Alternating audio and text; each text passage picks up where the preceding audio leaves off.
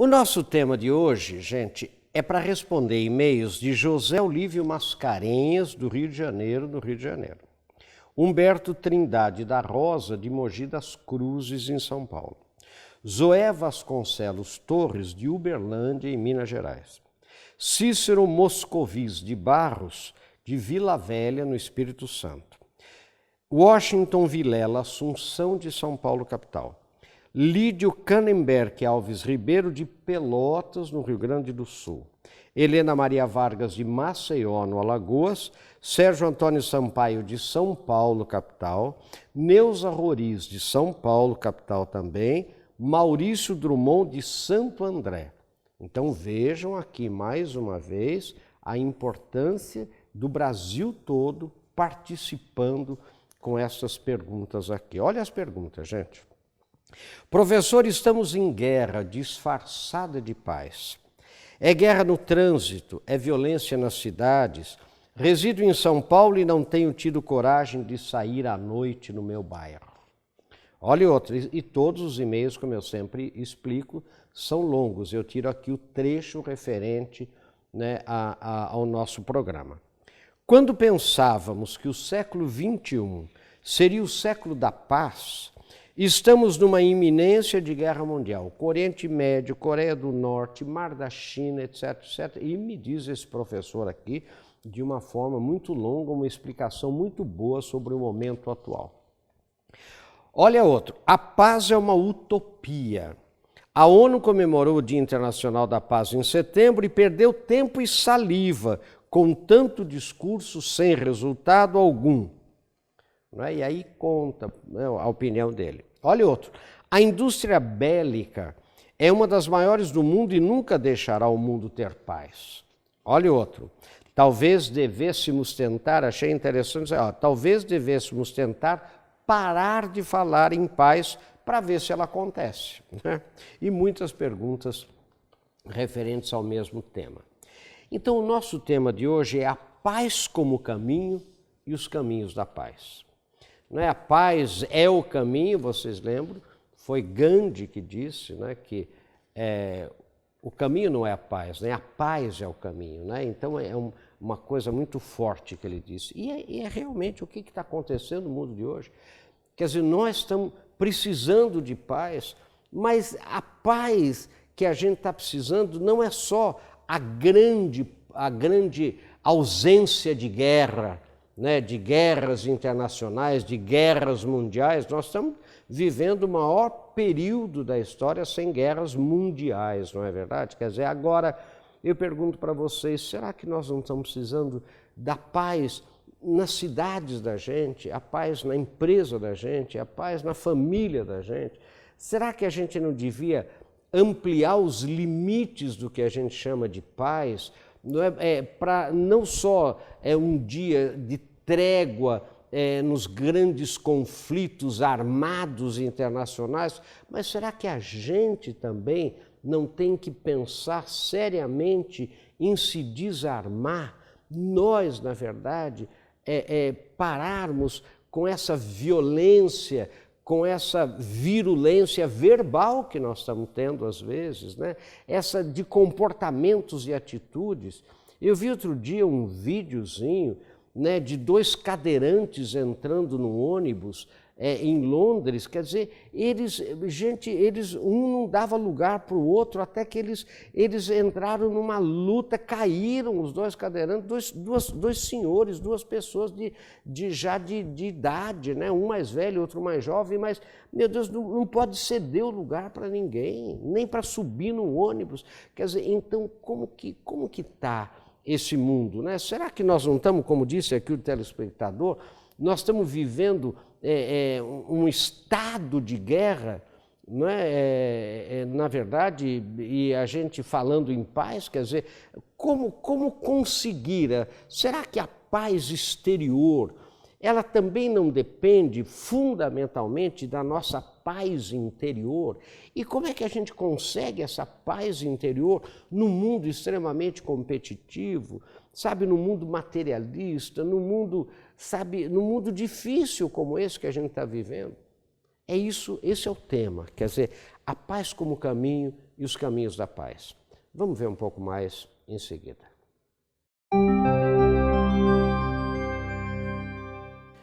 Bem-vindo de volta ao nosso Motivação e Sucesso, e nós estamos discutindo o tema Paz como caminho e os caminhos da paz.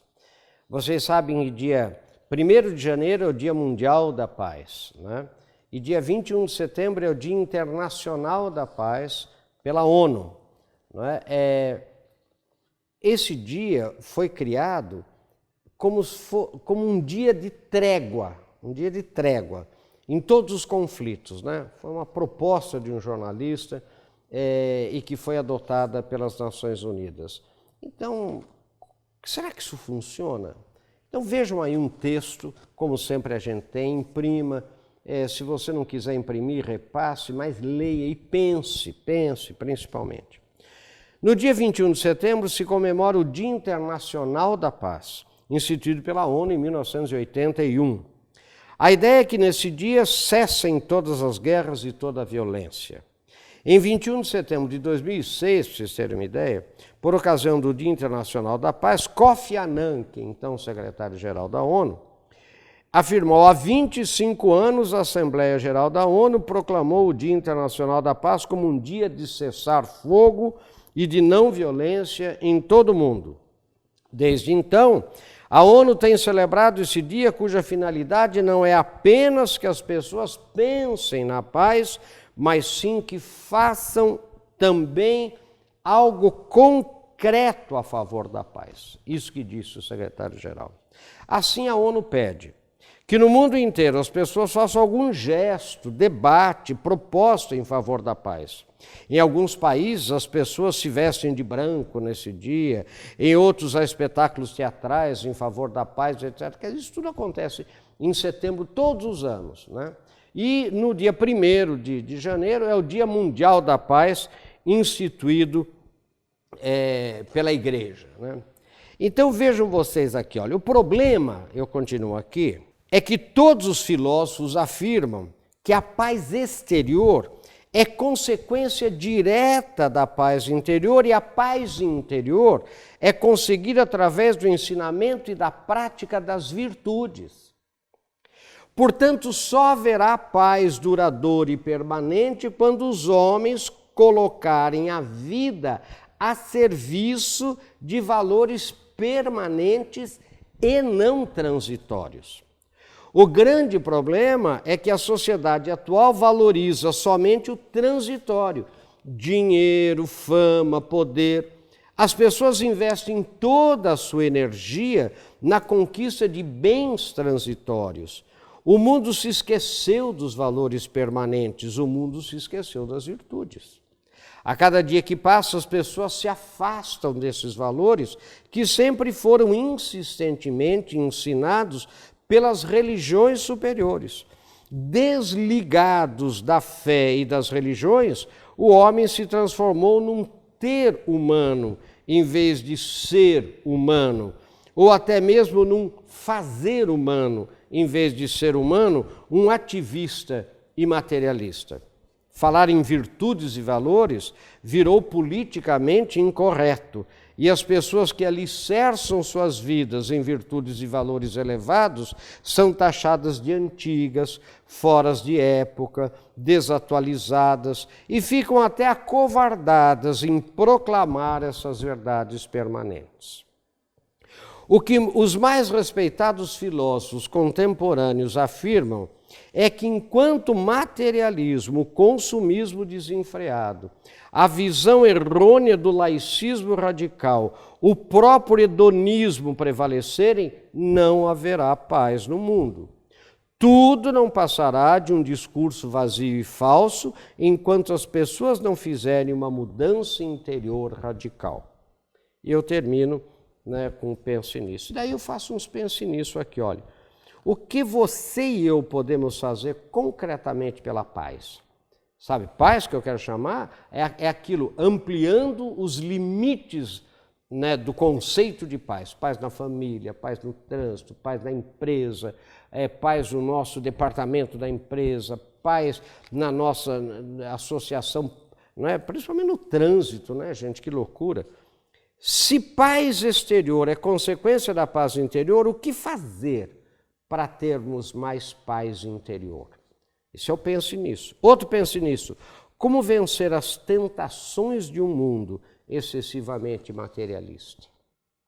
Olha, outro pense nisso. O que podemos fazer para criar uma sociedade mais justa, alicerçada em princípios e valores elevados, começando pelas nossas famílias, pelas nossas casas? Então, gente, sabe, a gente discute, e a gente às vezes fica muito preocupado com a paz do Oriente Médio, a gente fica muito preocupado com agora, né, a Coreia do Norte, com a iminência de uma nova guerra mundial, armas cada vez mais destrutivas, mas a gente não pensa na nossa paz, na paz próxima de nós, na paz que está debaixo do nosso nariz, né? Na paz que nós, concretamente, cada um de nós, pode construir. Sabe, assim, nos limites, vamos dizer assim, de 5 metros de diâmetro a partir de onde a gente esteja. Quer dizer, assim, aquela paz no falar, no comportamento, nas atitudes, sabe, no dia a dia. Vamos ver um pouco mais em seguida.